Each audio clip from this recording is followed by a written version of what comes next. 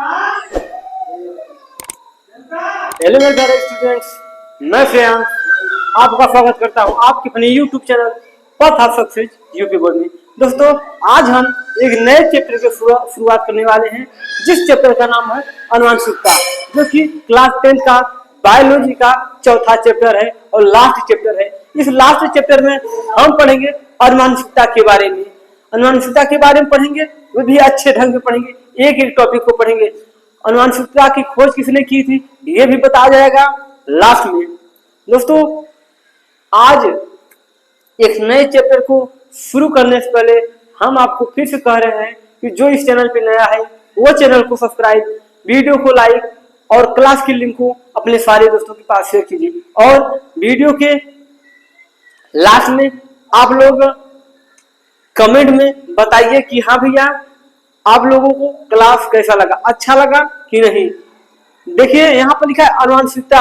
अनुवांशिकता chapter का नाम है। चैप्टर के नए पर पहले हम लोग डिस्कस करेंगे कि हाँ भैया चैप्टर का नाम क्या है, उसका परिभाषा कुछ बता दीजिए, जिससे हम लोगों को अच्छे ढंग से याद हो जाए। देखिए पेपर में अनुवांशिकता पूछता है कि हाँ भैया अनुवांशिकता किसे कहते हैं। 2 नंबर में पूछ लेगा, ऑब्जेक्टिव टाइम में भी पूछ लेगा। जैसे ऑब्जेक्टिव टाइम में पूछ लिया कि अनुवांशिकता का खोज किसने किया था या अनुवांशिकता के जनक किसे कहते हैं। देखिए बिना देर किए हम लोग आज क्लास को शुरू करेंगे। पहले लिखा है अनुवांशिकता की परिभाषा।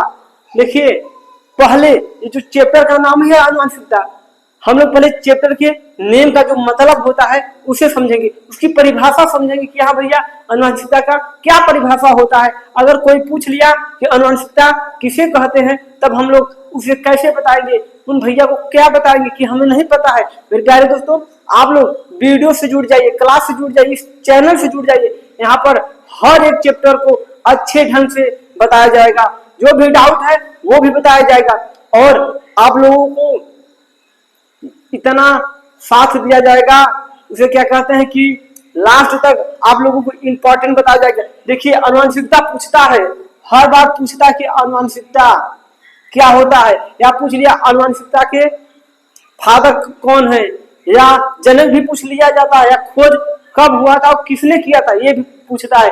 चलिए हम लोग बिना देर किए अपने चैप्टर पे आते हैं। देखिए लिखा है माता पिता एवं अन्य पूर्वज से संतानों में गुणों का स्थानांतरण ही अनुवांशिकता कहलाता है। देखिए जैसे मान लीजिए, इसका कहने का मतलब ये है कि माता पिता और या पूर्वज जो हमारे दादा दादी और सब होते हैं, उनका जो गुण होता है या लक्षण होता है वे संतानों तक पहुंचता है, उसी को हम लोग अनुवांशिकता कहते हैं। जैसे मान लीजिए दादाजी हो गए, इनका जो बाल है ये भूरा है, और ये दादी जी हो गई, इनका बाल काला है। लेकिन जो इनसे संतान हुआ उनका बाल अगर काला है,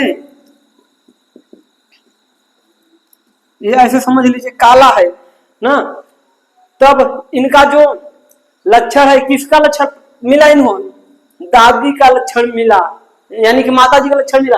अगर इन्हीं का कोई बेटा हो गया, इनका आंख जो है भूरा है, तो इनके आंख में कौन सा लक्षण आया, किसका लक्षण आया, दादाजी का लक्षण आया। क्यों, दादाजी का जो आंख था वो भूरा था, इसलिए क्या कहा संतानों में गुण का स्थानांतरण, इनका गुण कहाँ गया, इनके पोते के पास गया, इसी को कहते हैं अनुवांशिकता। देखिए और कुछ लिखे हैं यहाँ पर इंपॉर्टेंट में, वे भी समझ लीजिए कि हाँ भैया क्या लिखा गया है। अनुवांशिकता के कारण ही पीढ़ी दर पीढ़ी जीवों में समानता बनी रहती है। अभी हमने बताया ना, जैसे दादाजी की आंख भूरी थी तो उनके जो पोते थे उनकी भी आंख भूरी हुई। इससे क्या होता है कि पीढ़ी दर पीढ़ी जीवों में पीढ़ी दर पीढ़ी अनुवांशिकता के कारण बना रहता है। जैसे मान लीजिए अगर बाल उनका सफेद था दादाजी को, दादाजी का, अगर उनकी बेटी को सफेद हो गया तब पर भी अनुवांशिकता का पीढ़ी दर पीढ़ी अनुवांशिकता चल रही है, या बेटे में ना होकर बेटे के बेटे में चला गया तब पर भी ये अनुवांशिकता बनी रहती है, ये अनुवांशिकता का लक्षण बना रहता है। अब हम लोग इतना तो समझ चुके अनुवांशिकता किसे कहते हैं। देखिए फिर से, माता पिता एवं अन्य पूर्वज जो हमारे पूर्वज हैं, पूर्वजों से संतानों में गुणों का स्थानांतर, जैसे गुण है कि हाँ भैया हमारे दादा बड़े थे तब हम भी बड़े हैं, ये भी हो सकता है, या हमारे पापा बड़े हैं हम बड़े हैं, दादाजी छोटे थे तो हम भी छोटे हैं, इसे कहते हैं अनुवांशिकता। ये अनुवांशिकता के कारण ही पीढ़ी दर पीढ़ी जीवों में समानता बनी रहती है। किसके कारण समानता बनी रहती है? अनुवांशिकता के कारण। चलिए अब हम लोग जानते हैं कि अनुवांशिकता की खोज किसने की थी और कब की थी। देखिए यहाँ पर नोट्स है, ये ऑब्जेक्टिव टाइम में, क्या ऑब्जेक्टिव टाइम में पूछेगा कि भैया अनुवांशिकता की खोज किसने की थी, क्या अनुवांशिकता की खोज किसने की थी, तब आप लोगों को बताना है ग्रेगर जॉन मेंडल ने 1866 ईस्वी में की थी। क्या? Gregor John Mendel. ये चैप्टर पूरा मेंडल के ऊपर ही डिपेंड है। मेंडल ने कब किसका खोज किया था, किस पे खोज किया था, ये भी बताया जाएगा, लेकिन लास्ट में बताया जाएगा कि हाँ भैया जो मेंडल जी थे वो किस पे अपना प्रयोग किए थे, किस पौधे पे प्रयोग किए थे, वे भी बताया जाएगा। ये आप लोगों को इम्पोर्टेंट है, इसे आप लोग कहीं पर नोट कर लीजिए, क्योंकि ये पूछता है क्या अनुवांशिकता के जनक पूछ लेगा, तब आप लोग कहेंगे कि अनुवांशिकता के जनक ग्रेगर जॉन मेंडल है। और इनकी खोज कब हुई थी? किसकी खोज? मेंडल जी की नहीं, अनुवांशिकता की खोज कब हुई थी? तब 1866 ईस्वी में अनुवांशिकता की खोज हुई थी। मेरे प्यारे दोस्तों, अगर आप लोगों को इतना समझ में आया है तो कमेंट में बताइए कि हाँ भैया समझ में आ गया, आगे बढ़िए। चलिए, समझ में आया? हाँ समझ में आ गया लगता है। अगर ना समझ में आए तो कमेंट कीजिए, हम फिर से समझाने की कोशिश करेंगे, अच्छे ढंग से समझाने की कोशिश करेंगे। चलिए आप लोग इसे नोट कर लीजिए या स्क्रीनशॉट कर लीजिए, हम लोग आगे की टॉपिक अब पढ़ते हैं।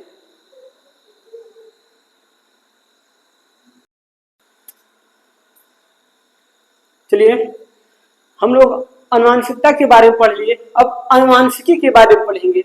अनुवांशिकता अलग है, अनुवांशिकी अलग है। अनुवांशिकता में जो लक्षण होते हैं पीढ़ी दर पीढ़ी स्थानांतरित होते थे, लेकिन अनुवांशिकी कुछ अलग ही इसका भाव है। अनुवांशिकी की परिभाषा हम लोग अच्छे ढंग से जानेंगे, शॉर्ट में जानेंगे, जिससे कि हमें एग्जाम में लिखने में कोई भी प्रॉब्लम ना हो। मेरे प्यारे दोस्तों, आप अपने YouTube चैनल पर खास तौर से यूपी बोर्ड से जुड़े हैं, यहाँ पर कोई भी प्रॉब्लम आप लोगों को नहीं होगी। हर एक सब्जेक्ट को बहुत जल्द ही स्टार्ट कर दिया जाएगा। चलिए, लिखा है अनुवांशिकी की परिभाषा। कोई पूछ लिया भैया अनुवांशिकी की परिभाषा क्या होती है, तब आप लोगों को सीधे से जवाब देना, भैया विज्ञान की वह शाखा, क्या विज्ञान की वह शाखा जिसके अंतर्गत जीवों के अनुवांशिक समानताओं या असमानता एवं उनकी वंशागति का अध्ययन किया जाता है, उसे अनुवांशिकी कहते हैं। कितना आसान था, आप लोगों को तो याद हो गया होगा कि हाँ अनुवांशिकी की परिभाषा। देखिए, विज्ञान की वह शाखा जिसके अंतर्गत, क्या जिसके अंतर्गत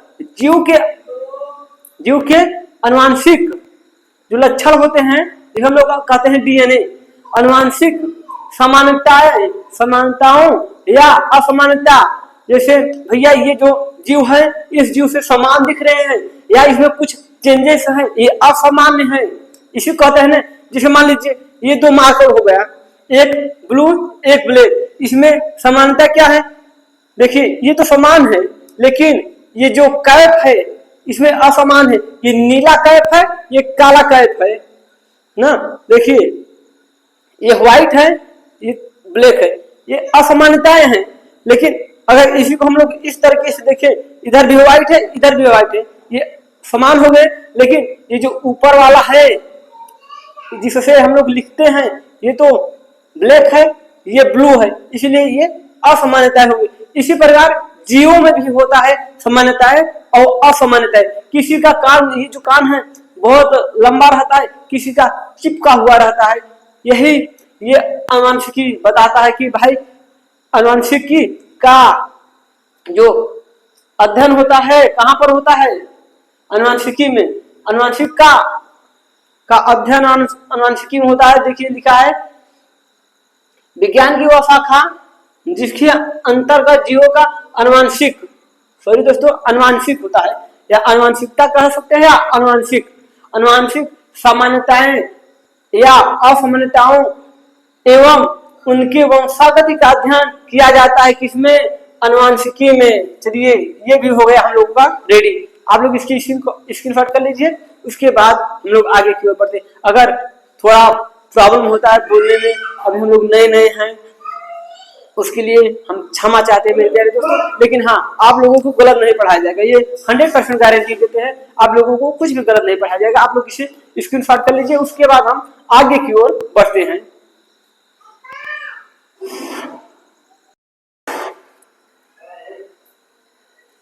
चलिए अब हम थोड़ा जानते हैं ग्रेगर जॉन मेंडल के बारे में। देखिए इनका जन्म जो हुआ था 1822 में हुआ था और इनका मृत्यु 1884 ईस्वी में हो गया था। देखिए मेंडल जो थे इनका पूरा नाम ग्रेगर जॉन मेंडल था।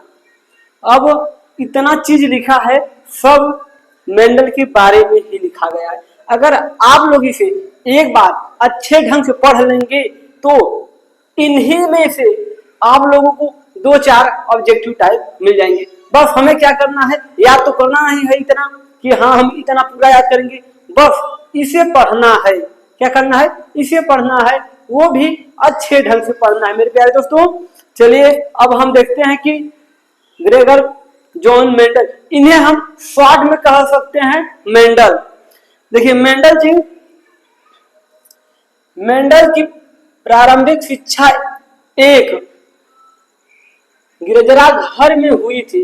जो इनका प्रारंभिक शिक्षा था कहाँ हुआ था, गिरजाघर में हुआ था, गिरजाघर में हुआ था। तथा वह विज्ञान एवं गणित के लिए वियना विश्वविद्यालय गए। किसके लिए, विज्ञान और गणित के लिए वियना विश्वविद्यालय गए।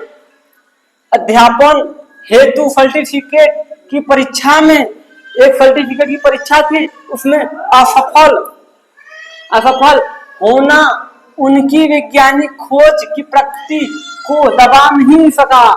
ये जो विज्ञान बने या वैज्ञानिक खोज की प्रकृति को दबा नहीं सका। कौन, जो सर्टिफिकेट की परीक्षा में फेल हुए थे, उनका फेल होना इनके वैज्ञानिक खोज की प्रकृति पर कोई भी दबाव नहीं बना सका।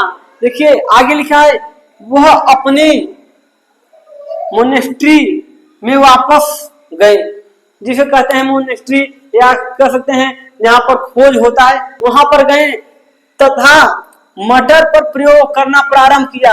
इन्होंने मटर पर प्रयोग किया था। वो भी क्यों प्रयोग किया था, क्योंकि मटर को कम समय में उगा सकते हैं और इन्हें अत्यधिक बार उगाना था, क्योंकि हर एक पीढ़ी दर पीढ़ी का इन्हें अनुवांशिकता चाहिए था, अनुवांशिकता चाहिए था कि हाँ भैया इनका लक्षण किस में जा रहा है, उस वाले बीज का लक्षण किस वाले बीज में जा रहा है, किस पीढ़ी में जा रहा था। इसीलिए इन्होंने अपने प्रयोग के लिए मटर का पौधा चुना था। लेकिन इनके प्रयोग करने से पहले क्या, उनसे पहले भी कहा ना भी हमने, इनके प्रयोग करने से पहले और सारे वैज्ञानिक प्रयोग कर चुके थे, लेकिन जो वैज्ञानिक प्रयोग किए थे वे असफल थे। क्या, वे असफल थे। एक मात्र ऐसे वैज्ञानिक है मेंडल ने जो मटर के पौधे खोज किया और सफल हुए।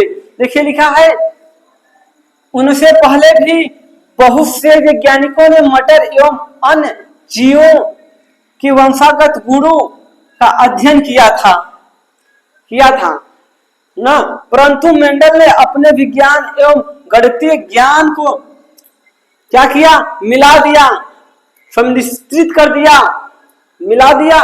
वह पहले वैज्ञानिक थे, क्या, वो पहले वैज्ञानिक थे जिन्होंने प्रत्येक पीढ़ी के एक एक पौधे द्वारा प्रदर्शित लक्षणों का रिकॉर्ड रखा। भी हमने कहा ना एक एक पौधे द्वारा जो लक्षण मिल रहा था, प्रदर्शित दिख रहा था कि हाँ भैया, अगर दो पौधे लिए, एक छोटा एक बड़ा, उनके बीच अगर संकरण कराए तो तीसरा पौधा क्या हुआ, फिर तीसरे का और पहले का बीच संकरण कराए तो चौथा पौधा क्या हुआ। ऐसे ऐसे करते करते ये बहुत सारे लक्षणों का रिकॉर्ड रख लिए तथा गणना की। इससे उन्हें वंशागत नियमों के प्रतिपादन में सहायता मिला। क्या सहायता मिला कि हाँ भैया, ये इनका गणना कंप्लीट हुआ। ये मात्र एक ऐसे वैज्ञानिक थे जो मटर पे खोज किया और इनका खोज सफल हुआ। वैज्ञानिक तो बहुत खोज किए, लिखा है ना, यहाँ पर लिखा है। हाँ, यहाँ से उनसे पहले भी बहुत से वैज्ञानिक मटर के पौधे पे खोज, मटर एवं अन्य जीवों के वंशागति गुणों का अध्ययन किया था, लेकिन इन्होंने जो विज्ञान और गणित था उसे मिलाकर खोज किया कि हाँ भैया, ये जो वंशागति है, ये मेंडल की जो नियम है, अभी जो आप पढ़ेंगे, इसमें विज्ञान का भी काम है और गणित का भी काम है। जैसे मान लीजिए ये एक पौधा ये हो गया छोटा सा, एक बड़ा पौधा हो गया, इनके भी संकरण कराए तो कौन सा पौधा निकला, गणित में ही जोड़ेंगे कि हाँ भैया, ये पौधा हुआ, ये लंबा है कि छोटा है, यही निर्धारित करेगा। अभी हम लोग ये भी पढ़ेंगे कि संकरण किस प्रकार द्वारा कराया जाता है, कैसे कराया जाता है। आप लोगों को एकदम आसान भाषा में हम आपको सिखाना चाहते हैं।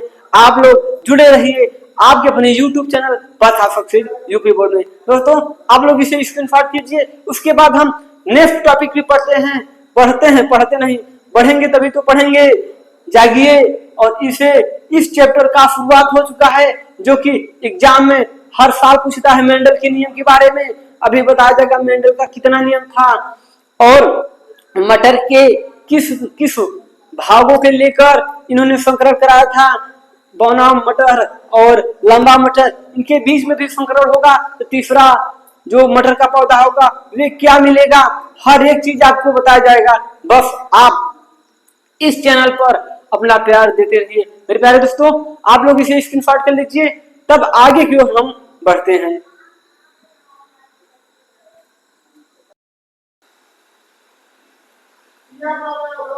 चलिए, अब हम लोग थोड़ा सा मोस्ट इम्पोर्टेंट क्या MI लिख दे रहे हैं या लिख ले रहे हैं। MI का मतलब मोस्ट इम्पोर्टेंट। मेरे प्यारे दोस्तों, मोस्ट इम्पोर्टेंट लक्षणों की वंशागति के मेंडल का योगदान। ये जो लक्षणों का वंशागति था मेंडल का योगदान इसमें क्या था। देखिए, वंशागति आप लोगों को पता है कि लक्षणों को एक पीढ़ी से दूसरे पीढ़ी तक ले जाना ही वंशागति कहलाता है। मेरे प्यारे दोस्तों, यहाँ पर 2 पॉइंट बनाए हैं, वो भी अच्छे पॉइंट बनाए हैं। इसमें आप लोगों को एक ऑब्जेक्टिव टाइप मिलेगा या 2 मिल सकता है और अति लघुत्तरी भी इससे बन सकता है। देखिए लिखा क्या है, मेंडल ने विभिन्न लक्षणों वाले मटर के पौधे को लिया। क्या अभी हमने इससे पहले बताया था कि मेंडल जो थे वे विभिन्न प्रकार के पौधे लिए थे, मटर का ही लिए थे, लेकिन विभिन्न लिए थे, विभिन्न प्रकार के। लेकिन मटर के पौधे को लिया, जैसे लंबे पौधे तथा बौने पौधे। हम संकरण करके दिखा दे रहे हैं। देखिए, जैसे लंबे पौधे मान लीजिए टी हो गया और बौना पौधा कैपिटल स्मॉल टी। देखिए, जब इनका संकरण कराएंगे, ये इससे मिल जाएगा, ये एक इससे मिल जाएगा, ये इससे मिलेगा, ये इससे मिल जाएगा। देखिए, अब यहाँ पर देखिए, ये टी कैपिटल टी, ये small T, capital T small T हो गया। ये देखिए, ये कैपिटल टी, ये भी स्मॉल टी। और अब इधर आइए, ये देखिए, ये वाला कैपिटल टी इधर बना, ये इसे मिला है स्मॉल टी, फिर ये वाला कैपिटल टी स्मॉल टी। देखिए, तब इससे क्या हुआ कि जो पौधे हैं इनका छोटा बड़ा बना। यही ऐसे ही कराया जाएगा क्या, संकरण। देखिए दूसरा लिखा है, मेंडल ने अपने प्रयोग में लगभग क्या क्या क्या क्या। अगर कोई पूछ लिया भैया मेंडल ने मटर के पौधे प्रयोग किया था, लेकिन वो जो पौधे थे कितने पौधे पर मेंडल ने प्रयोग किया था, तब आप लोगों को क्या बताना है। देखिए यहाँ पर लिखा है 29,000। ये कोई मामूली पौधे नहीं हैं, 29,000 मटर के पौधे पर अध्ययन किया, जो 8 सालों तक चला। इनका अध्ययन 8 सालों तक चला मटर के पौधे पे। मेरे प्यारे दोस्तों, ये रहा आपका यानी कि मेंडल का योगदान। मेंडल ने योगदान दिया था, विभिन्न लक्षणों वाले पौधे लिए थे, जैसे मटर का एक बड़ा पौधा हो गया, एक छोटा पौधा हो गया ना, उसके भी संग्रह कराए थे। लेकिन उन्होंने कुल 29,000 पौधे लिए थे। किसका? मटर का पौधा लिया था। और उनकी जो अध्ययन थी वो 8 वर्षों तक थी। कहा जाए वो मटर के पौधे पे 8 वर्ष लगातार कार्य किए थे। यहाँ पर 3-4 महीने आप लोग काम नहीं कर सकते। अगर आप लोग 4 महीने अच्छे से कार्य करेंगे तो एग्जाम में आप लोगों का अच्छा नंबर आएगा। मेरे प्यारे दोस्तों, चलिए इसे आप लोग स्क्रीनशॉट कर लीजिए या कहीं पर नोट कर लीजिए। कहीं पर क्या, जो बायोलॉजी का नोट्स बनाए थे, बायोलॉजी का नोट्स बनाए थे वहीं पर लिख लीजिए, क्योंकि ये नोट्स बनाए रहेंगे तब आप लोगों के जो छोटे भाई होंगे उन्हें भी आप दे सकते हैं। बस वे आए इस चैनल पर लेक्चर सुने, नोट्स तो बना ही है, इसी नोट से पढ़ सकते हैं। मेरे प्यारे दोस्तों, चलिए आप लोग इसे स्क्रीनशॉट कर लीजिए, हम आगे की ओर बढ़ते हैं।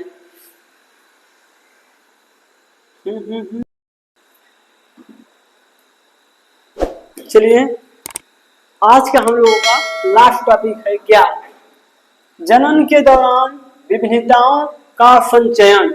जनन के दौरान विभिन्नताएं जो होती हैं उनके बारे में हम जानेंगे कि भैया हाँ ये विभिन्नताएं किस प्रकार होती है और कैसे कैसे होती है।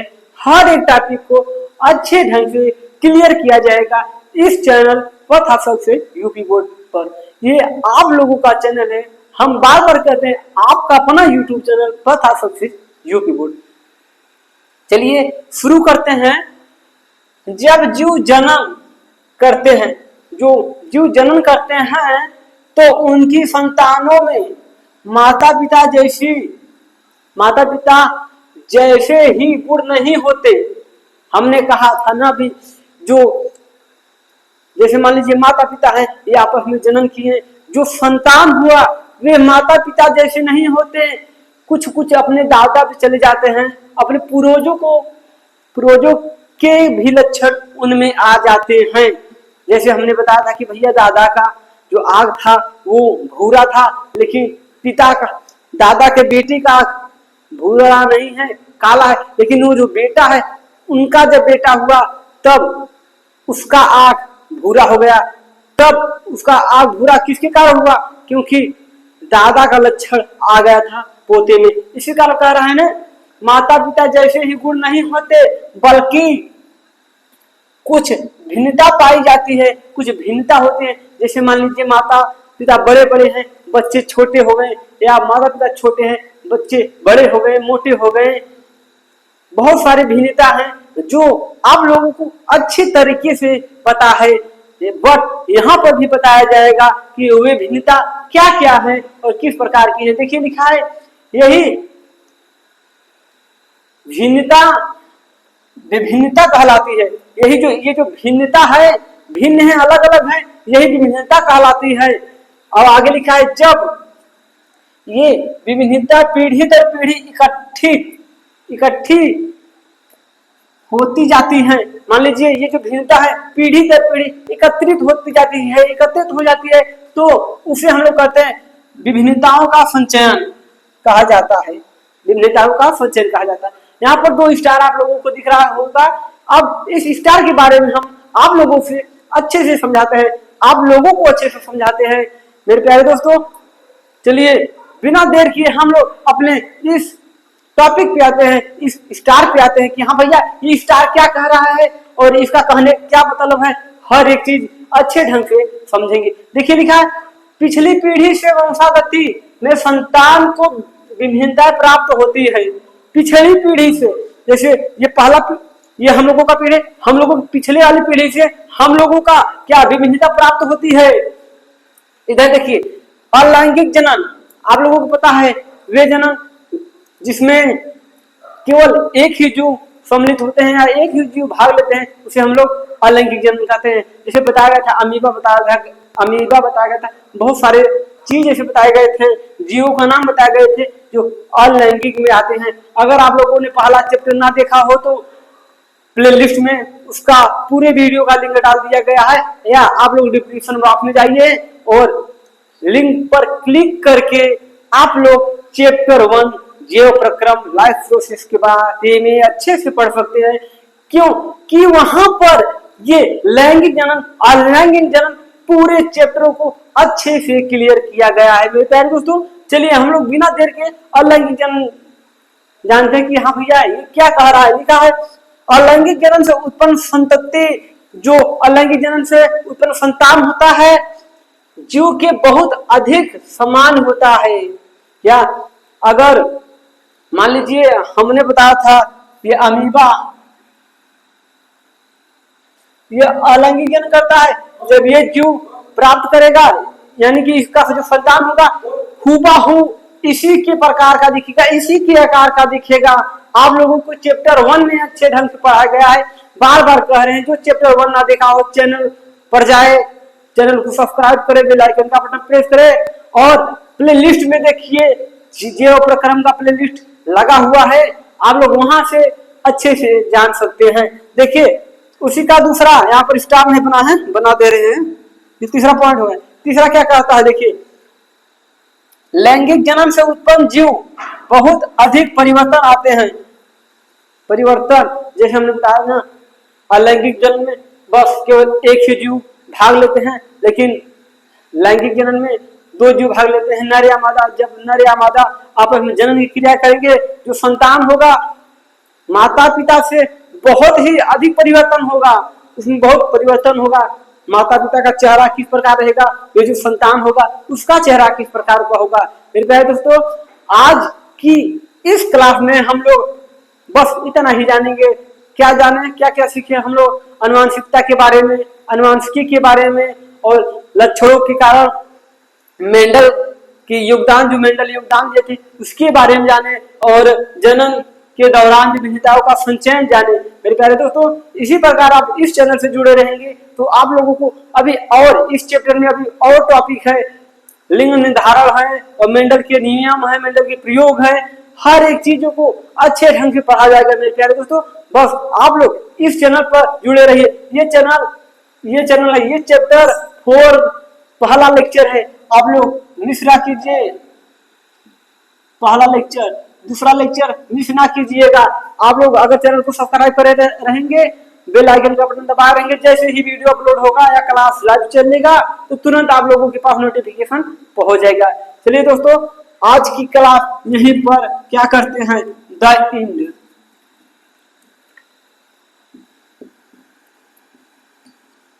आज की क्लास यहीं पर द एंड हो गया। हम आगे मिलते हैं आप लोगों को एक अच्छा टॉपिक के साथ। तब तक आप लोग इस चैनल के पूरे वीडियो देखिए। चैप्टर 1 जैसा कि बताया गया, लैंगिक जनन अलैंगिक जनन चैप्टर 1 में पढ़ाया गया था। आप लोग चैनल को सब्सक्राइब कीजिए और लैंगिक जनन अलैंगिक जनन के बारे में अच्छे से जानिए। आज के लिए बस इतना है, मिलते हैं नए क्लास में नए टॉपिक के साथ, जो कि तहलका मचाने वाला टॉपिक रहेगा। मेरे दोस्तों, आज के लिए बस इतना ही, बाय बाय।